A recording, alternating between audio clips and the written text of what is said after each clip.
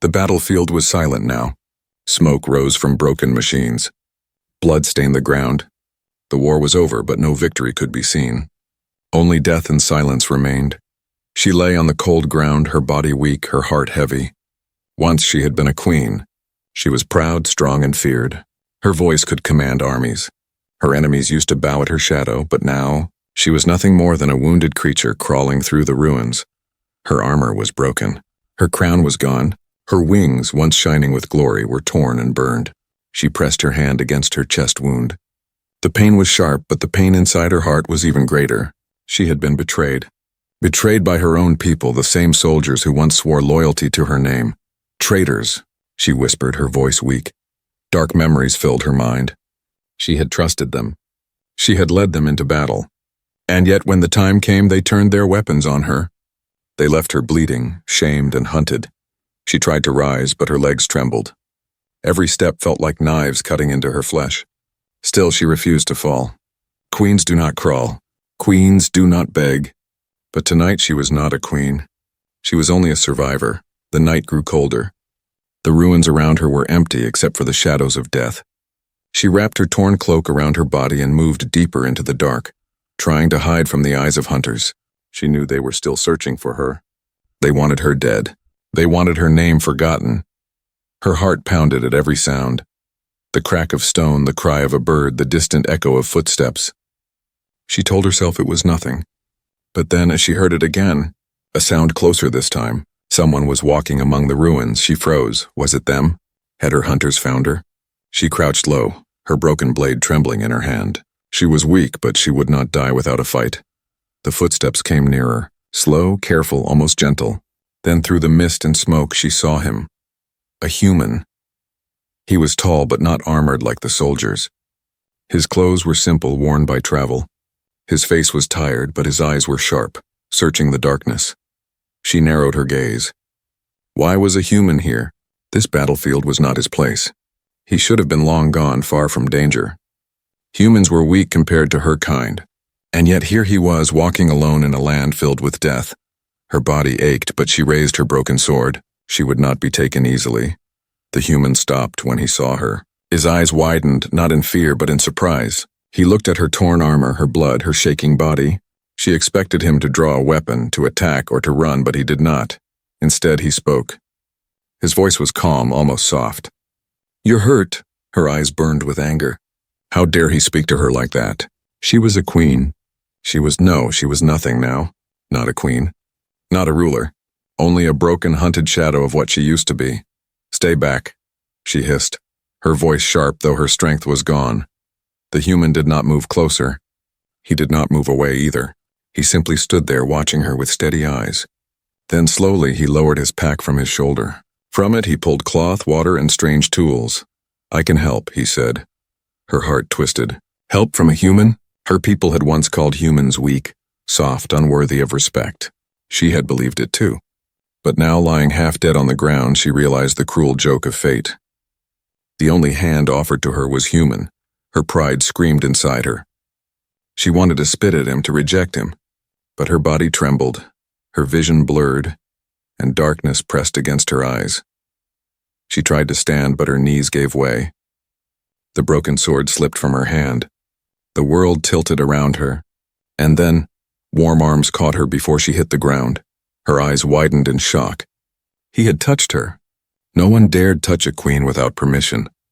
But she was no queen now. She was only a wounded, fallen woman in the arms of a stranger. Her lips parted, but no words came out. She wanted to demand why. Why help her? Why risk his life for her? But the darkness was too strong. The last thing she saw before her eyes closed was his face above her, calm, firm, unafraid. The battlefield disappeared. Her pain faded into silence, and in that silence one question remained, burning like fire. Who was this human? And why did he not leave her to die?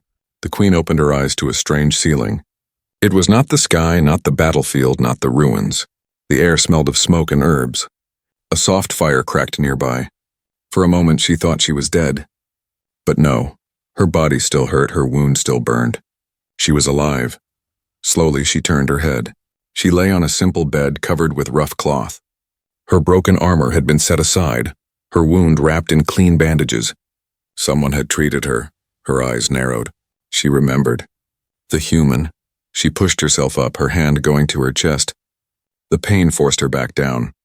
Her pride boiled. How could she, a queen, be lying in a human's shelter? Footsteps approached. She looked sharply to the doorway. And there he was, the same human from the ruins. He carried a bowl of water and some food in his hands. His steps were calm, his face unreadable. "You're awake," he said simply. Her lips curled in anger. "Why am I here?" He set the bowl on a small wooden table beside her. "Because you were dying," he answered. "And I don't leave people to die." His words cut into her pride. She was not people. She was a queen, a ruler of worlds. She should never have needed help, least of all from a human. "You should have left me," she spat, her voice cold. He met her eyes, steady and quiet. "Maybe, but I didn't." The room fell into silence. The fire cracked, the wind whispered outside. She studied him carefully. His clothes were torn from travel, his hands rough with work, but his eyes were different. Calm, steady, almost stubborn. Humans were supposed to be weak, yet this one carried her here, treated her wounds, gave her his bed. Why, she broke the silence. "Do you know who I am?" "Yes," he said without hesitation. "I know," that startled her. If he knew she was a queen, if he knew she was betrayed and hunted, why did he help? She narrowed her eyes. "Then you know my enemies are searching for me. If they find me here, they will kill you too." He shrugged. "Maybe, but until then you need to rest." Her pride flared. She tried to sit again, but her body betrayed her. Her wound throbbed, her muscles screamed, and she collapsed back onto the bed. She hated the weakness. She hated the shame. And she hated the fact that a human looked at her not with fear, not with worship, but with simple, stubborn care. The human pushed the bowl of food toward her. "Eat, you'll need your strength," she glared at him. "I don't need your food." He raised an eyebrow. "Then starve. Your choice." He turned and walked to the fire, sitting down as if she was not a queen but just another wounded traveler. Her hands tightened into fists. No one had ever spoken to her like that. No one had ever treated her with such plainness. She was used to bowing, to respect, to fear, but this man treated her as if her crown meant nothing. She hated it. And yet, a strange part of her also felt something else, something she could not name. Minutes passed. The smell of food reached her nose. Her stomach twisted with hunger. At last, with quiet shame, she took the bowl and ate. The human said nothing. He did not smile, did not mock her. He simply let her eat in silence. When she finished, she leaned back against the bed, her eyes heavy. But her mind was not calm. Questions burned inside her. "Why?" she asked softly. The human looked at her. "Why what? Why help me?" Her voice cracked between anger and weakness. "I am not your friend. I am not your kind. My people have called yours weak. Worthless, I would have left you to die." He was silent for a long time. The firelight flickered across his face. Finally, he said, "Maybe that's the difference between you and me." His words struck deep. She turned her face away, unable to answer. The night stretched long. Outside, the wind howled. The queen tried to rest, but every sound pulled her back to fear. She imagined soldiers' boots, imagined hunters' voices calling her name. She imagined the end.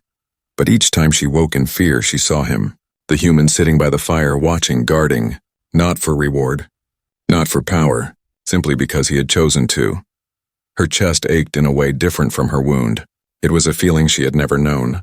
Safety, perhaps, or trust. She shook the thought away. Queens do not trust. Queens do not need, and yet, as the fire burned low, her eyes closed again. The last thing she saw was the human, still awake, still watching, still refusing to leave. She hated him for saving her. She hated him for making her feel weak. And yet, in the silence of the night, one thought echoed inside her heart. Maybe weakness is not dying. Maybe weakness is refusing a hand that saves you. Morning light crept through the cracks of the wooden shelter. The fire had burned low, leaving only glowing embers. The queen stirred, her body heavy but her wound cleaner than before. She hated that she felt stronger. She hated that it was because of him. Her eyes opened, and there he was, the human. He sat near the doorway, sharpening a small blade. His face was calm, but his eyes were sharp, always listening, always watching. She pulled the blanket away with disgust. "You should not have touched me." He didn't look at her. "I carried you." Would you have preferred the ground? Her jaw tightened. His words felt like an insult, yet she had no answer. She wanted to rise, to stand tall and show him she was no weak creature. But when she tried to move, pain lanced through her side. Her body betrayed her again. The human glanced at her, then turned back to his blade. Rest, the wound is not healed. If you tear it open, you'll bleed out before nightfall. I do not need your advice, she snapped. Then don't take it, he said simply. His voice was calm, not angry, not mocking, just calm. That made her even angrier. No fear, no bowing, no respect for her title. He spoke as if she was no queen at all. She clenched her fists. He doesn't understand who I am, she told herself. He doesn't understand what power I once held. But then deep inside, a colder truth whispered, he doesn't care. That thought was worse than the pain. The day moved slowly.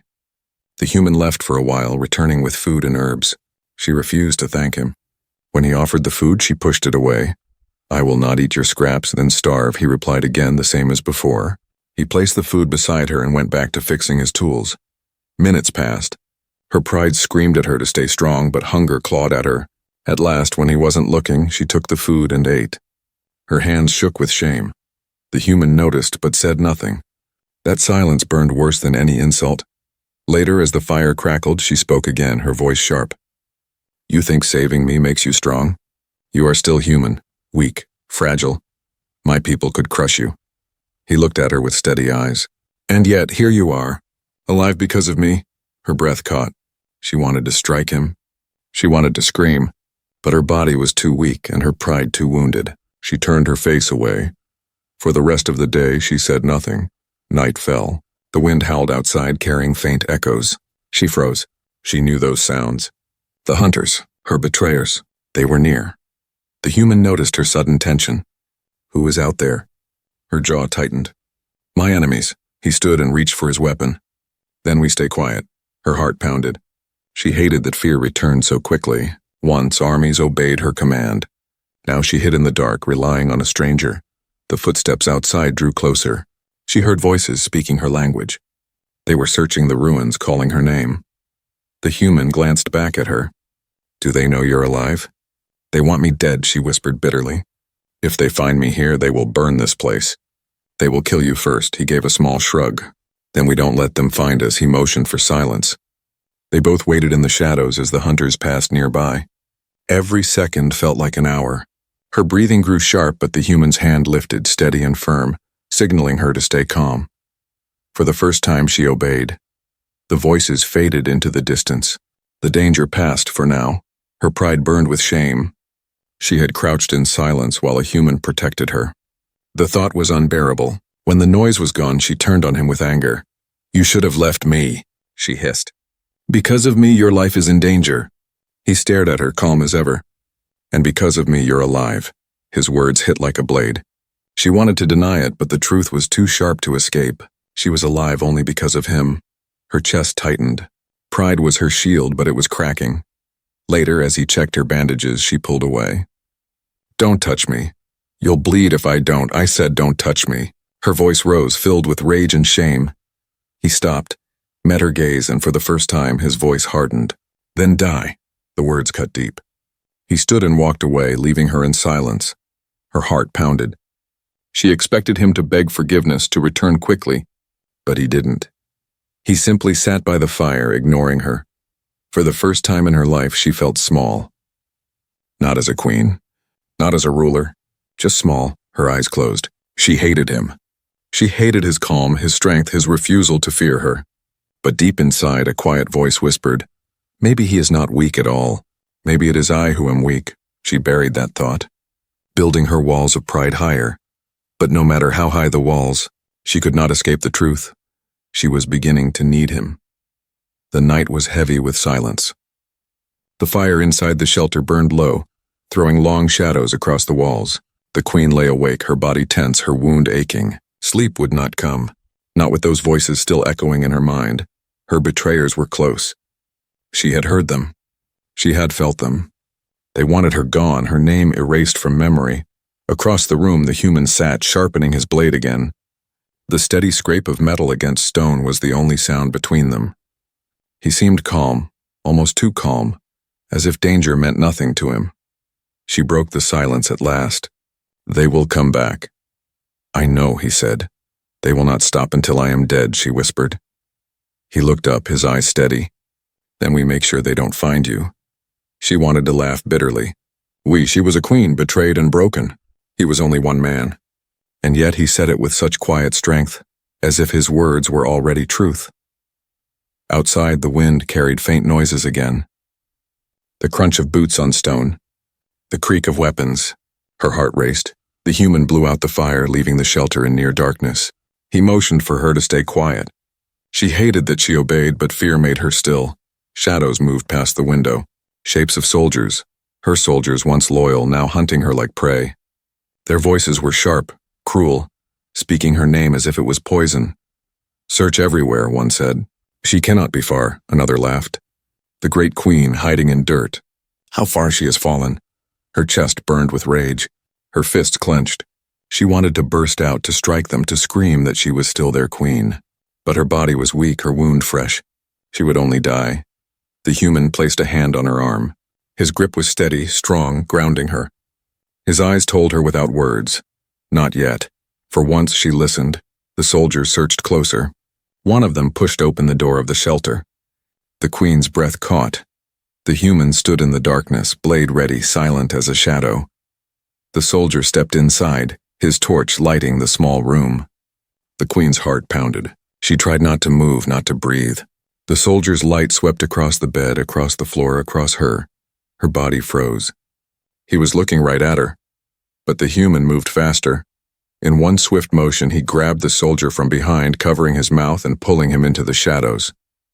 The soldier struggled, but the human's blade pressed against his throat. The queen's eyes widened.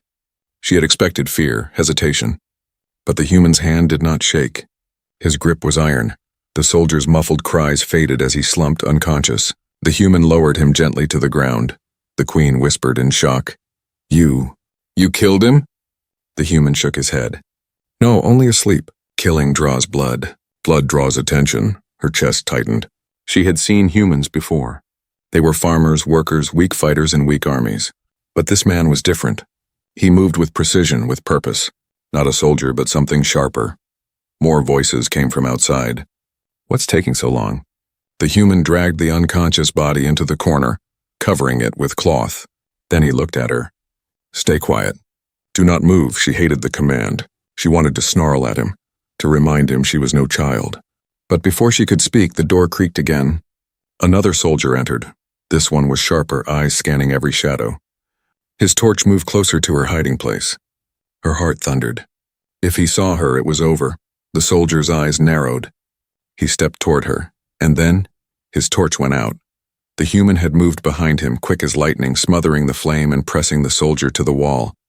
A short, silent struggle. Then the soldier dropped, unconscious like the first. The queen's eyes were wide with shock. She whispered, "What are you?"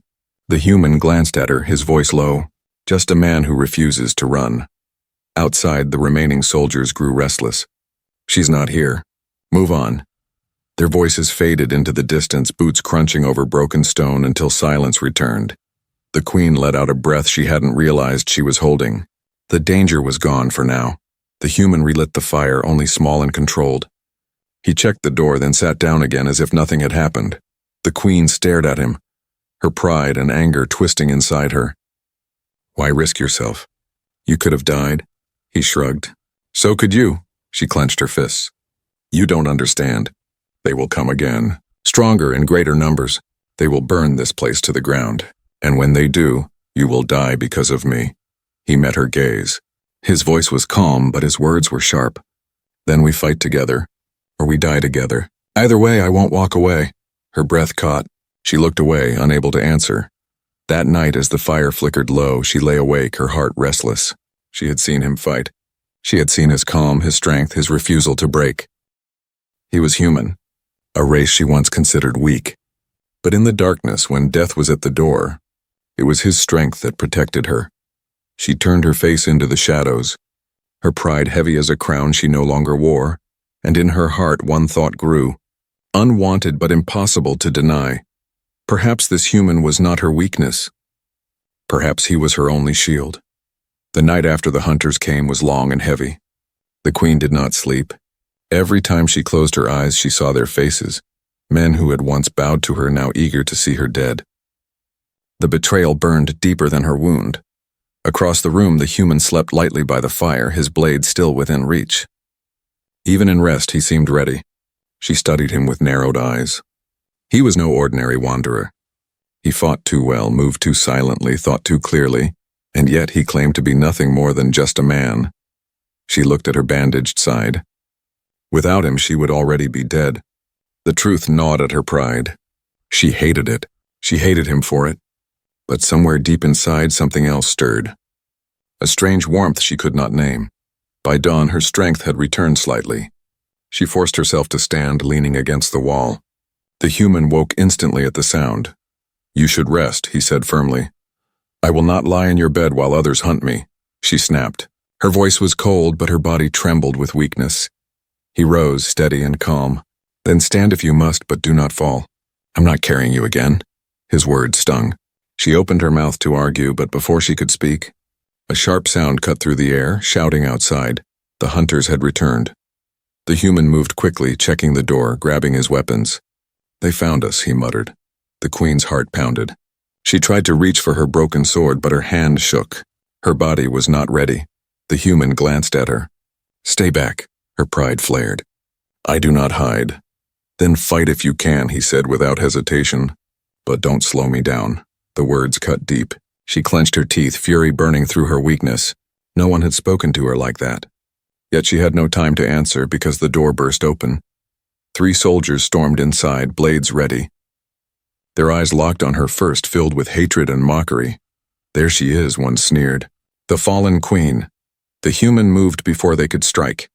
He fought with precision, quick and ruthless. His blade clashed with theirs, steel ringing in the small shelter. The queen's breath caught. He did not fight like a farmer or a soldier. He fought like someone who had survived too many battles, someone who refused to fall. One soldier lunged at him. The human sidestepped, driving his blade into the man's shoulder and throwing him aside. Another swung wide. The human ducked, slamming his fist into the soldier's jaw. The queen's pride screamed inside her. She could not just watch. With trembling arms, she lifted her broken sword. When the third soldier turned toward her, she struck. The blow was weak, clumsy, but it cut across his arm. He roared in pain, turning his fury on her. Her strength faltered. The blade in her hand shook. Before the soldier's strike could fall, the human blocked it, driving his knife into the man's chest. The soldier collapsed lifeless. The queen staggered back, her chest heaving. She had wanted to fight, to prove she was still strong, but instead she had almost died again. The human looked at her, his face sharp with anger. "I told you to stay back," her pride snapped. "I am no coward." "You're wounded," he shot back. "You nearly got yourself killed. And me with you." His words struck like a blade. Shame burned through her hot and heavy. She wanted to scream at him, to remind him she was a queen. But the truth silenced her. He was right. Without him, she would already be dead. The shelter was quiet again, except for the groans of the wounded soldiers on the floor. The queen turned away, her pride bleeding as much as her wound. The human bound his arm where a blade had cut him, then sat heavily by the fire. His voice was tired but firm. "If you want to live, you need to trust me." Her heart twisted. Trust. It was a word she had not spoken in years. She trusted no one, not after betrayal had stolen her throne. But this man, this human, was asking for it. She stared at him. His face was marked with dirt and blood, but his eyes were steady. Not pleading, not weak. "Just steady," her lips trembled. "Why? Why do you risk yourself for me?" He looked at her for a long moment, then answered simply, "Because someone has to." Her chest tightened. She turned her face away, hiding the storm in her eyes. That night, as the fire burned low, she could not rest.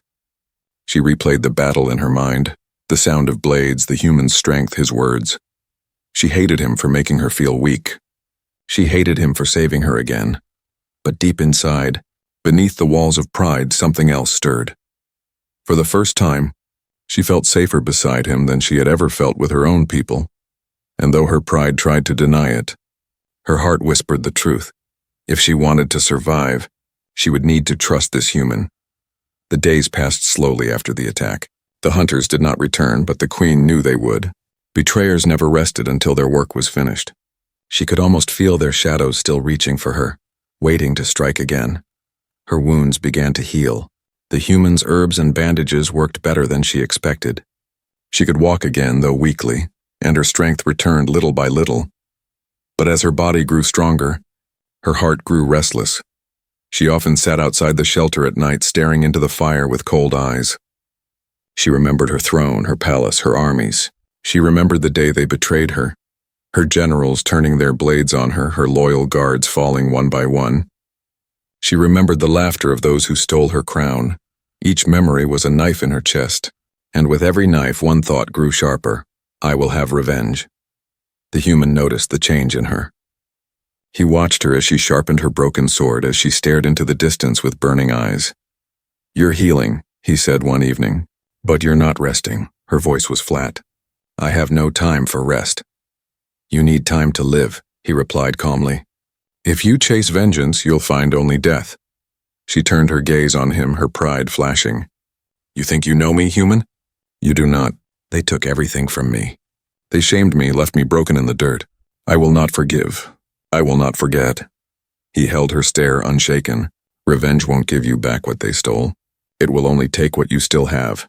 His words stung. She clenched her fists. What do I still have? I have nothing. He was silent for a long moment. Then he said quietly, you have a choice.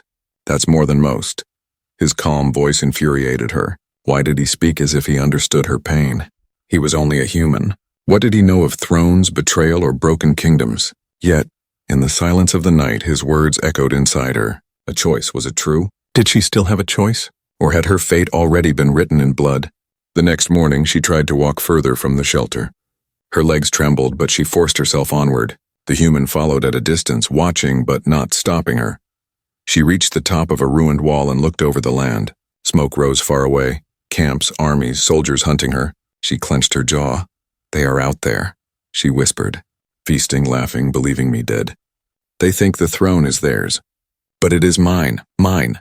The human's voice came behind her. And what will you do when you face them? Kill them all? Bathe in blood? Will that heal your wound? She spun toward him, anger flashing in her eyes. Yes, if I must drown this world in fire to take back what is mine, I will. For the first time, his voice hardened. Then you'll become what you hate. The words struck deep. She opened her mouth, but no answer came. She turned away sharply, her pride refusing to admit the wound in her heart. That night, she could not sleep. Shadows danced in her mind. She dreamed of her betrayers, faces twisted with greed and hate. She dreamed of fire, of screams, of her own hands dripping with blood. When she woke, the human was there, sitting by the fire as always. He looked at her with those calm, steady eyes. You had a dream, he said softly. She snapped, Stay out of my mind. He did not argue. He simply said, You're fighting two wars. One outside, one inside. The outside will kill your body. The inside will kill your soul. She glared at him, but his words clung to her like chains she could not break. The next day, she trained with her sword, forcing her body to obey again. Each swing was slower than before, each step weaker, but determination burned in her eyes. The human watched silently. When she stumbled, he caught her arm. Enough, he said. She pulled away. Do not touch me. I am not your burden. He met her anger with quiet strength. Then prove it. Choose life over death. Her chest tightened. She hated his calm. She hated that his words cut deeper than blades. But as she stared into his eyes, she felt something new, something dangerous. She felt the shadow of doubt. That evening, she sat alone, watching the fire. The human worked nearby, mending his blade. She wanted to speak, to demand answers, but her pride kept her silent. And yet inside the storm raged. Revenge called to her, sharp and hot, promising power. But another voice whispered, his voice telling her there was another way. She closed her eyes, torn between two paths. As the wind howled through the ruins, she whispered to herself, I was a queen once. I was betrayed. But what am I now, a shadow? Or something more? The fire crackled, but no answer came. Only silence, heavy and endless. And in that silence, one truth grew too heavy to ignore. Soon she would have to choose, her throne or her soul. The ruins were quiet, but her heart was not. The queen stood outside the shelter staring at the horizon. In the distance she saw the glow of fire, the camp of her betrayers. Her former generals, her soldiers, the ones who had stolen her throne. Every night she had dreamed of this moment. To face them. To take back what was hers. To remind the world that she was still queen. Now the chance was before her. And yet something heavy pressed against her chest. Behind her, the human stepped into the night air. His voice was calm as always. "You're leaving." She did not turn. "Yes, you're strong again, but not healed. You'll die if you go alone." She gripped her sword tightly. "Then I die as a queen." He shook his head. "No, you die as a shadow of what you were. A queen of ashes." Her jaw clenched. His words always struck where it hurt most. She hated him for it. And yet part of her wondered if he was right. She left that night anyway. The human did not stop her. He only said, "If you choose death, I will not follow. But if you choose life, I will be waiting." His voice echoed in her mind long after she stepped into the dark. The enemy camp glowed with firelight. She moved like a shadow among the ruins, her broken crown hidden, her sword tight in her hand. She saw them, her betrayers, laughing around the flames. The men who had bowed to her throne now boasted of her fall. Her blood boiled. She stepped into the firelight, her voice sharp as steel. "Did you think me dead?" The laughter stopped. All eyes turned. Silence fell heavy. Then one of the generals sneered. "The queen returns," he mocked. "A broken dog crawling back for scraps." Rage flared in her chest. She raised her sword. "No. I return to burn the traitors who betrayed me." The camp erupted in chaos. Blades were drawn. Shadows clashed in the firelight. She fought with fury.